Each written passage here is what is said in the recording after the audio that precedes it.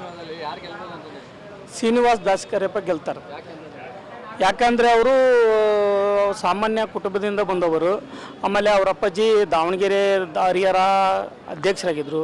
ಆಮೇಲೆ ದೂಡ ಅಧ್ಯಕ್ಷರು. ಕಾಂಗ್ರೆಸ್ನವರೆಲ್ಲ ಬಂದು ಒಳ್ಳೆ ಅವರಿಗೆ ಕಾಂಗ್ರೆಸ್ಗೂ ಕೂಡ ಒಳ್ಳೆ ಬಲ ಕೊಟ್ಟರು. ಅಂದರೆ CM DCM ಎಲ್ಲ ಬಂದು ಏನು ಹೇಳ್ತೀವಿ? ದಾವಣಗೆರೆ ದಕ್ಷಿಣ ಸ್ಟಾರ್ಟಿಂಗಿಂದ ಹಿಡಿದು BJPನೇ ಇಲ್ಲಿ. ಯಾವ DCM ಬಂದ್ರೂ ಅಷ್ಟೇ, CM ಬಂದ್ರೂ ಅಷ್ಟೇ. ದಾವಣಗೆರೆಗ ಮಾತ್ರ ನಾವು BJP ಪಕ್ಕಾ ಆರಿಸ್ತೇವೆ. ಏನು ಅವರು ಮುಸ್ಲಿಮ್ಸ್ ಸಮುದಾಯ ಅವ್ರದಾರಲ್ಲ, ಅವ್ರ ಓಟಿಂದ ಮಾತ್ರ ಗೆಲ್ತಾರೆ ಅಷ್ಟೇ. ಅದನ್ನು ಬಿಟ್ಟರೆ ಇನ್ನೇನಿಲ್ಲ. ಹಿಂದೂ ವಾರ್ಡ್ಗಳಲ್ಲಿ ಯಾವುದೇ ಕಾರಣಕ್ಕೂ ಅವರು ಗೆಲ್ಲಕ್ಕೆ ಸಾಧ್ಯನೇ ಇಲ್ಲ.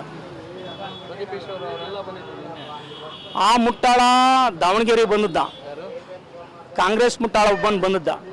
ಅವನು ಬಂದು ಏನು ಮಾಡ್ತಾನೆ, ದಾವಣಗೆರೆ ಬಗ್ಗೆ ಕೇವಲವಾಗಿ ಮಾತಾಡಿ ಹೋಗಿದ್ದಾನೆ. ದಾವಣಗೆರೆ ದಕ್ಷಿಣದಾಗ ನಾನು 45 ವರ್ಷದಿಂದ ನಾವು ಇಲ್ಲಿ ವಾಸವಾಗಿದ್ದೇವೆ. ಅವರು BJP ಮುಟ್ಟಾಳ್ರು ಹಂಗೆ ಹಿಂಗೆ ಅಂತ ಹೇಳಿದರು. ಹೌದ್ರಾ? ದಾವಣಗೆರೆ ಬಗ್ಗೆ ಅವ್ರಿಗೇನಾರು ಗೊತ್ತೈತಾ? ಇಲ್ಲಿ ಇಷ್ಟು ಅಸಂಘಟಿತ ಕಾರ್ಮಿಕರು, ಕೂಲಿ ಕಾರ್ಮಿಕರು, ಅವರಿಗೆ ಇಲ್ಲಿ ಒಂದು ಫ್ಯಾಕ್ಟ್ರಿ ಇಲ್ಲ, ಒಂದು ಉದ್ಯೋಗ ಇಲ್ಲ, ಆಮೇಲೆ ಒಂದು ಸ್ಕೂಲ್ ಇಲ್ಲ, ಒಂದು ಹಾಸ್ಪಿಟ್ಲ್ ಇಲ್ಲ.